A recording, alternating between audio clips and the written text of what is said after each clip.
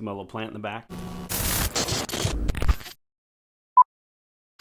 You conducted a shakedown, a search, and you found a weapon, a shank, a shiv, a big fucking chunk of something that was fashioned into a 4-inch instrument of injury. And here's the best part, the icing on the cake. You were able to pin it on the person that was in possession of it. There was no, these aren't my pants, or I didn't know that was there. This was a cut and dry, you got the guy. Off to the shoe. But there's a catch, a kicker, a concern after the fact. This cat that got caught, that you locked up has ties to a gang. And that gang may be less than enthused that you did what you had to do. So how do you conduct yourself moving forward? How do you manage the fear of retaliation? All of this and more, but first, a word from my sponsors. Just kidding, I still don't have any sponsors. Yeah, alright, yeah, hey, yeah, yeah. If you're new to the channel, welcome! I'm William Young, correctional officer, author, and advocate for the correctional profession. And on this channel, we talk all things corrections from a frontline perspective for the frontline professional. If you like what you hear, stick around, subscribe, and then let me know in the comments below if you're a first-time viewer. And for those of you loyal subscribers, my consistent contributors to the comment section, thank you for spending your time with me. I'm honored. This topic, this concern was sent to me via email. Is it via or via? It probably doesn't matter. Let's go with via. So this comment was sent to me via a newer officer who wonders if their routine should change in the aftermath of this bust. Should they be on high alert more so than they normally are? And how can they manage their fear of retaliation? So let me start first by saying congratulations. Kudos! Good work! Your attention to detail, your diligence, prevented an assault, an injury, and quite possibly a homicide.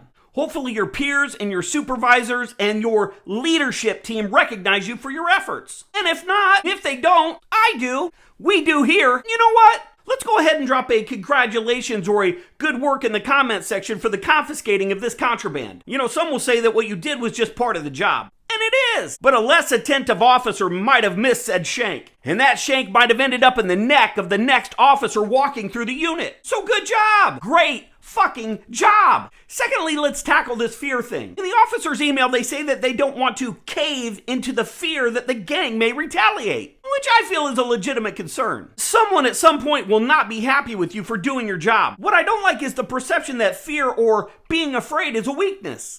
I've been in the game for a long time and I can tell you that I've been afraid on several occasions. And even though at this point in my career I am confident in my abilities and comfortable, not complacent, in my facility, I still get scared. I still experience fear. So don't feel like you are less than an officer or that there is something wrong with you because you feel a little less than comfortable in certain situations. Fear is healthy. Fear is normal. Fear will keep you alive. I bet if you ask around and if your peers are being honest, you will find that most of us have been scared. And if you find somebody that says something to the contrary, they're either a liar or an emotionally numb sociopath that lacks the ability to feel human emotion. In either case, you should probably steer clear of their opinions on all matters of the heart.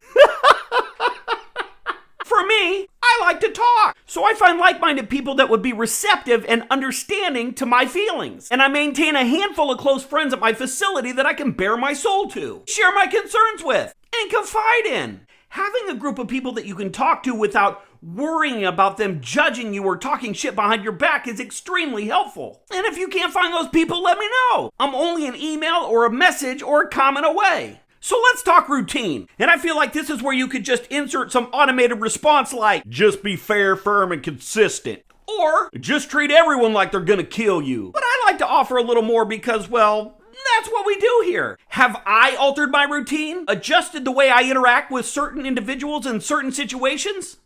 Yes! If there exists a greater risk to my safety, I behave differently. Now, I'm not in any way suggesting that you should let your guard down if you don't sense an immediate threat, because there is always a possibility that something bad could happen. I'm just saying that if an inmate has openly threatened to kill you or you know that you've ruffled somebody's feathers, you should pay a little more attention to those individuals. Does that make sense? Do you concur? Do you have something to offer this officer looking for advice? Put it in the comments below. Joe, Brett, Flea, looking in your direction. And that's the awesome part of this little community. The comments, the input that you guys leave for us. I read them all. And I appreciate you guys taking time to contribute to the channel. Lastly, when it comes to retaliation, I'll say this. There is a difference between doing your job and being an asshole when you're doing your job. You all know what I'm talking about. We absolutely have to look for and confiscate contraband. The inmates know that, and they know that if they get caught, they're gonna get locked up. But if you do your job in a professional manner, without all of the extra taunting and shit talking, you should be fine. I say should because inmates are inmates. I'm not saying or suggesting that if you're professional, there's never going to be a retaliatory strike. I'm just saying being professional and treating people with respect potentially reduces the chance of retaliation. If you like this video, if you found value in this video, straight punch that little like icon. Comment and share this content with anyone and everyone that you think may be interested. Subscribe and click that little bell so you're notified every time I release another video. If you're looking for more correctional content, head on over to my Facebook page. I'll post the link in the description below so you know where to go. And don't forget to check out my books, The Nothing That Never Happened and When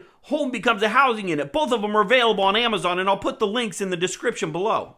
All right, guys, that's all I got. Until next time, be smart, stay safe, stay sane, and we'll talk soon. Hey, hey, hey, yo, hey, hey, yo, yo, hey, hey, hey, yo, yo, yo, let's go. I feel like